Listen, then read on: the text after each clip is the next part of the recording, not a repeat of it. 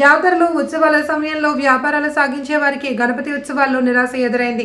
భారీ గణనాథుని ప్రతిష్ఠించిన పాత గాజువాక లంక మైదానంలో దుకాణాలు ప్రారంభమైన 3 రోజునే ఇబ్బందులు ఎదుర్కొంటున్నారు.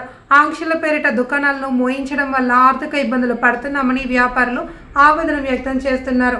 జాతరలు ఉత్సవాల్లో వచ్చే భక్తుల వలన వ్యాపారాలు సాగి కుటుంబాలను పోషించుకుంటున్నామని, అయితే ఎవరో చేసిన తప్పుకు తాము కష్టాలను ఎదుర్కోవాల్సి వస్తుంది అని ఆవేదన వ్యక్తం చేశారు.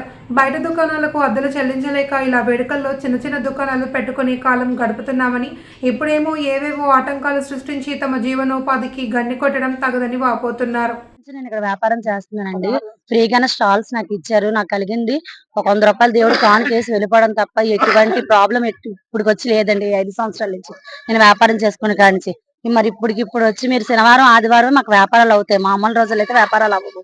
అయినా ఒక 5,000 6,000 అమ్ముతాం కానీ శనివారం ఆదివారం అయితే ఒక 10,000 అమ్ముకుంటామండి.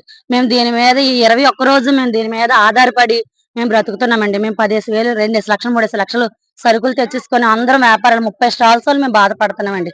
ఈ రోజు మాకు ఇలాగ ఆపించడం వల్ల దయచేసి మా యందు మీరు దయించి కొంచెం మాకు షాపులు ఓపెన్ చేసేటట్టు చేయండి సార్. మేము ఇప్పటి వరకు రూపాయి అనేది కట్టలేదు. మేము దీని మీద ఆధారపడి ఉన్నాం. ఎందుకంటే మేము ప్రతి పండుగలకి వెళ్తాం. ఈసారికే ఇన్ని సంవత్సరాల నుంచి ఏ ప్రాబ్లం రాలేదు. ఈసారికే ఇంటికి ప్రాబ్లం వచ్చిందో మాకు తెలియదు. దీని మీద ఆధారం పడి మేము అప్పు చేసుకుని కట్టుకునే వాళ్ళమేనండి. సరుకు కూడా 3 లక్షలు 4 లక్షల రూపాయలు సరుకు తెచ్చుకున్నాం.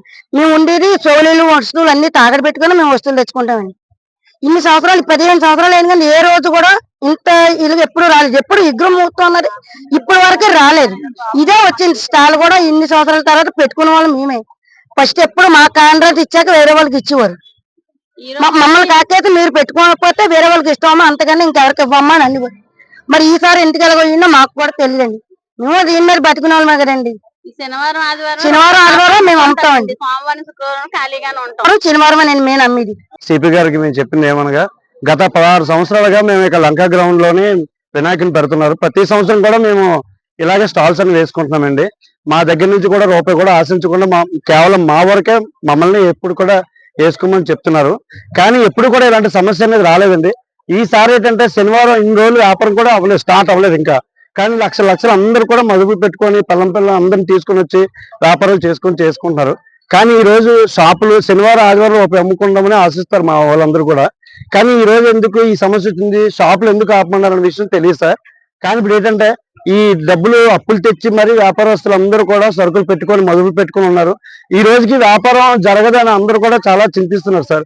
ఈ విషయం మీద కొంచెం తీవ్రంగా ఖండించి మా బతుకులు కొంచెం ఏదో సర్దిద్ది చేస్తారని, మా కడుపులు కొట్టకుండా అనుమతిగండి చూడండి.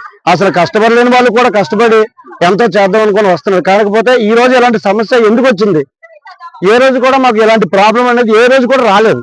ఈ రోజు ఈ సమస్య వచ్చింది. ఎప్పుడు కూడా మాకు ఇబ్బంది పెట్టలేదు వ్యాపారస్తులు అనేది. కానీ ఇప్పుడు మా ఓన్లీ వ్యాపారస్తులు, రోడ్డు మీద చిరు వ్యాపారస్తులు పొట్టగొట్టడానికి ఎందుకు మాకు ఇంత ఇబ్బంది పెడుతున్నారు అనే విషయం అర్థం కావట్లేదు సార్. కొంచెం దయచేసి ఈ రోజు రేపే మాకు కొంచెం వ్యాపారం రూపాయి అమ్ముకుంటాం, రూపాయి అప్పు తీసుకుంటాం, వ్యాపారం కూడా అమ్ముకుంటాం, ఏదైనా సరే. కానీ రెండో మాకు కొంచెం త్వరగా షాపులు ఓపెన్ చేసి వ్యాపారం చేయదలుచుకునే అవకాశం ఇస్తారని కోరుతున్నాం. భక్తులు అందరూ కూడా వస్తున్నారు సార్ చూడడానికి కావాలంటే. అందరూ కూడా వచ్చి అందరూ కూడా నిరాశగా వెళ్ళిపోతున్నారు. భక్తులు కూడా ఆర్గ్యుమెంట్ చేస్తున్నారు, షాపులు ఎందుకు తీయట్లేదు అంటే వాళ్ళకి ఏం చెప్తే మాకే తెలియదు ఈ సమస్య ఏంటనేది. ఈ సమస్యను కొంచెం త్వరగా పరిష్కరించి షాపులు అందరూ తీసి అందరూ అమ్ముకునేట్టు కొంచెం